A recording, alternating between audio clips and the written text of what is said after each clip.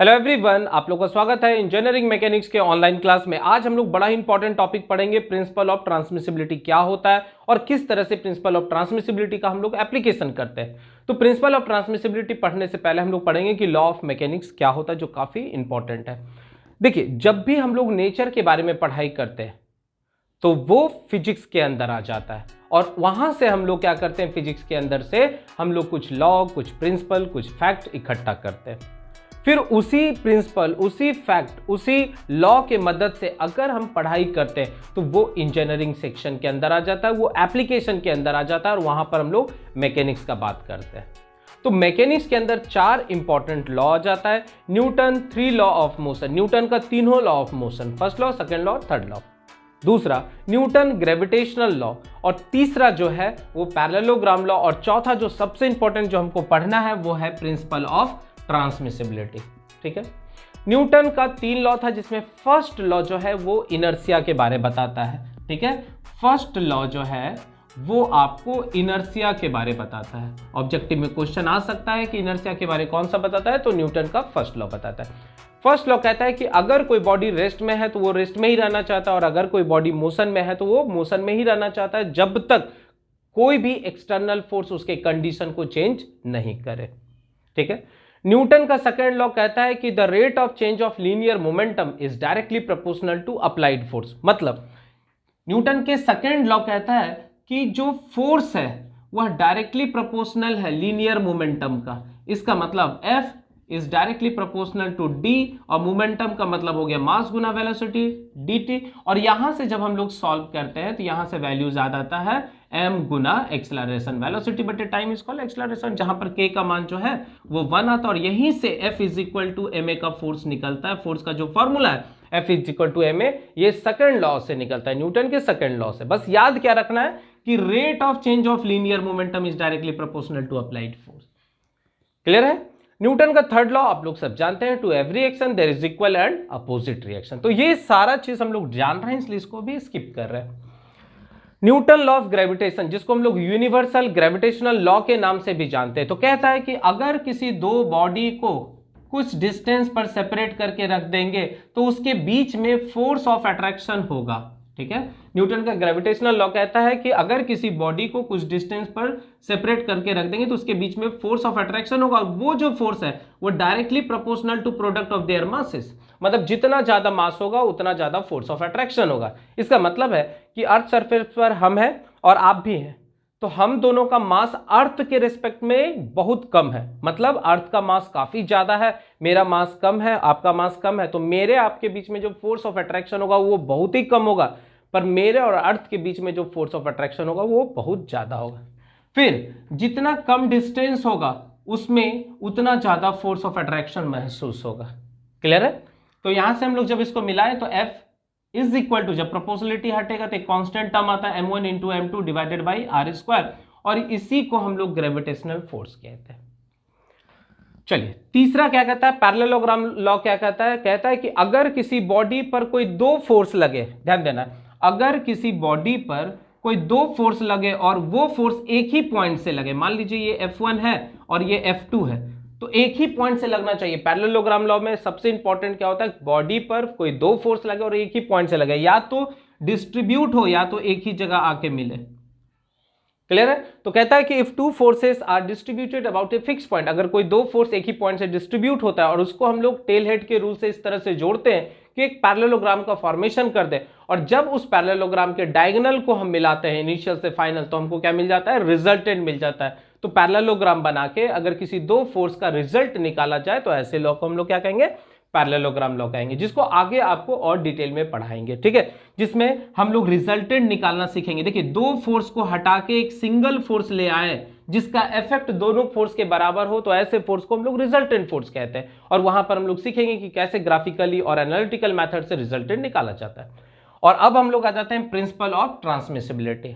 ठीक है, मतलब हम किस तरह से फोर्स को एक जगह से उठा के किसी दूसरे जगह ट्रांसफर कर सकते हैं बिना उसके कंडीशन को चेंज किए हुए। तो सबसे इंपॉर्टेंट हो जाता है कि इसका डिफिनीशन पार्ट्स क्या कहता है, तो कहता है कि अगर किसी बॉडी पर किसी फिक्स पॉइंट पर कोई फोर्स लग रहा है, ध्यान से सुनेंगे, बहुत ही इंपॉर्टेंट है, अगर किसी बॉडी पर, यहां बॉडी को हम लोग एज्यूम कर लेते हैं कि ये रिजिड बॉडी है, तो अगर किसी बॉडी पर कोई फोर्स लग रहा है किसी फिक्स पॉइंट पर, तो वो फोर्स के अलोंग अगर हम कोई लाइन खींच दे, इमेजिनरी लाइन, तो उसको एक नए नाम से जाना जाता है लाइन ऑफ एक्शन।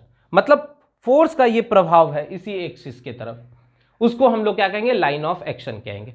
तो प्रिंसिपल ऑफ ट्रांसमिसिबिलिटी, नाम से ही पकड़ में आ रहा है, ट्रांसफर करना, किसको ट्रांसफर करना, फोर्स को ट्रांसफर करना। इसका मतलब प्रिंसिपल ऑफ ट्रांसमिसिबिलिटी कहता है कि अगर किसी बॉडी पर किसी फिक्स पॉइंट पर कोई फोर्स लग रहा है, तो उस फोर्स को उठा के उसी के लाइन में हम किसी भी जगह लगा सकते हैं। बस ये याद रखना है कि उसका मैग्नीट्यूड और डायरेक्शन को चेंज नहीं करना है, तो बॉडी का जो कंडीशन है उसमें किसी तरह का कोई चेंजिंग नहीं आता है। तो ऐसे प्रिंसिपल को प्रिंसिपल ऑफ ट्रांसमिसिबिलिटी कहते हैं। डिफिनीशन चेक करेंगे, क्या करें, अकॉर्डिंग टू दिस प्रिंसिपल, इस प्रिंसिपल के आधार पर, इस सिद्धांत के आधार पर, द कंडीशन, अब कंडीशन किसी भी बॉडी का, या तो वो बॉडी इक्विलिब्रियम में होगा मतलब रेस्ट में होगा, या तो वो बॉडी मोशन में होगा, ठीक है, दोनों केस में ये प्रिंसिपल लगेगा, या तो बॉडी मोशन में रहे या तो बॉडी रेस्ट में रहे, ठीक है। तो according to this principle the condition, अब कंडीशन आपको समझ में आ रहा है, condition of a rigid body will remain unchanged, या आप इसको अलग भाषा में लिख सकते हैं, और does not changes when a force is replaced from one point to another point along the same line of action with the same magnitude and direction। बहुत आसान डिफिनीशन बनाया हूं, ध्यान से सुनेंगे। कह रहा है कि किसी भी बॉडी का कंडीशन चेंज नहीं कर सकता है अगर हम फोर्स को उठा के, जिस बॉडी पर लग रहा है उसी बॉडी पर उस फोर्स को उठा के उसी के लाइन में हम किसी भी पॉइंट पर डालते। बस कंडीशन ये याद रखना है कि मैग्नीट्यूड नहीं चेंज करें। मान लीजिए ये 50 न्यूटन का फोर्स लग रहा है तो मैग्नीट्यूड 50 ही लगे। दूसरा, डायरेक्शन सेम होना चाहिए, मतलब अगर ये इस तरह से जा रहा है तो डायरेक्शन इसी तरह में रखना है।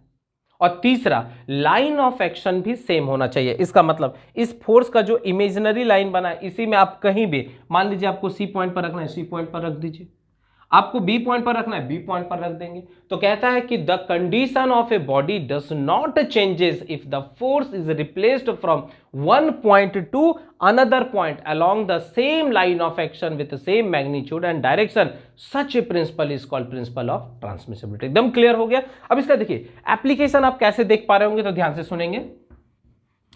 देखिए आप बचपन से ही पढ़ते हुए आ रहे थे कि अगर किसी बॉडी को, ध्यान देंगे, अगर किसी बॉडी को किसी सरफेस पर रखते हैं, मान लीजिए ये सरफेस है, तो इस बॉडी को इस सरफेस पर रखें तो क्लियर है कि आपके टीचर दिखाते थे कि इसका वजन जो है वह वर्टिकली डाउनवर्ड लगता है W, और W बराबर mg।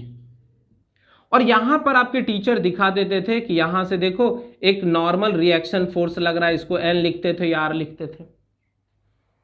एक्चुअली ये फिगर जो है ये कहीं ना कहीं प्रिंसिपल ऑफ ट्रांसमिसिबिलिटी के एप्लीकेशन करने के बाद ही बनता है, ठीक है। कैसे बनता है इसको बोर्ड पर देखेंगे। जैसे इसी चीज को आप समझने का यहां कोशिश करेंगे। मान लीजिए ये बॉडी हम सरफेस पर रखें, तो क्लियर है कि बॉडी को अर्थ सरफेस उसके सेंटर से पकड़ के अपनी ओर खींच रहा होगा W।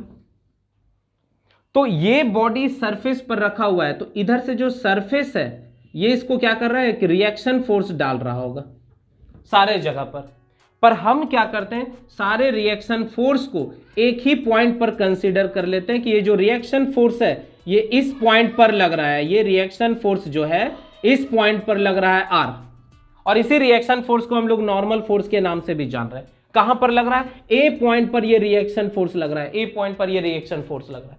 अब हम इस रिएक्शन फोर्स को देखिए इसी के लाइन में यहां पर ना दिखा के यहां से ऊपर दिखा दिए, इसलिए जो हम लोग फिगर बनाते हैं हम लोग डायरेक्ट इसका एप्लीकेशन कर लेते हैं। रिएक्शन फोर्स या नॉर्मल फोर्स इस जगह पर लग रहा है, पर with the help of principal of transmissibility, हम प्रिंसिपल ऑफ ट्रांसमिसिबिलिटी की मदद से इस फोर्स को A पॉइंट से रिप्लेस करके हम B पॉइंट पर दिखा देते हैं।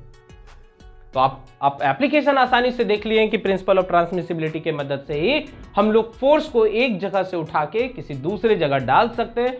पर यह कंडीशन याद रखना है, मैग्नीट्यूड में चेंजिंग नहीं करना है, डायरेक्शन में चेंजिंग नहीं करना है, इवन लाइन ऑफ एक्शन में भी चेंजिंग नहीं करना है। तो बॉडी का जो कंडीशन है जो इक्विलिब्रियम में हो या मोशन में हो उसमें किसी तरह का कोई चेंजिंग नहीं आता, तो ऐसे प्रिंसिपल को प्रिंसिपल ऑफ ट्रांसमिसिबिलिटी कहते हैं। और फिगर से अगर आप समझना चाहेंगे तो ध्यान दीजिएगा, मान लीजिए ये एक बॉडी है और किसी सपोर्ट के अंदर इसको रख दिए, ठीक है, ये कुछ एक्सिस के साथ एंगल बना रहा, तो क्लियर है कि ये बॉडी इस पर इस तरह से रिएक्शन दे रहा होगा, ये इस तरह से एक्शन दे रहा होगा, तो ये जो सरफेस है ये सरफेस इधर से रिएक्शन दे रहा होगा, यहां से reaction from a, reaction from a, इधर से रिएक्शन फ्रॉम बी, मान लीजिए सपोर्ट का नाम हम बी दे दिए।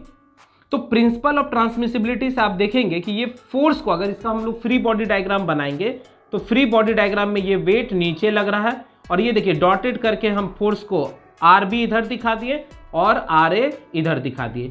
तो प्रिंसिपल ऑफ ट्रांसमिसिबिलिटी के मदद से ही फोर्स को हम एक पॉइंट से उठा के किसी दूसरे पॉइंट डाल सकते हैं। तो आई थिंक आपको क्लियर एकदम डिफिनीशन हो चुका होगा।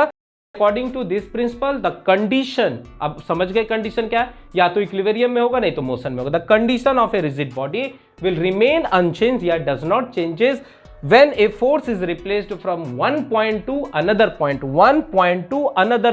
along the same line of action with same magnitude and direction. Such a principle is called principle of transmissibility.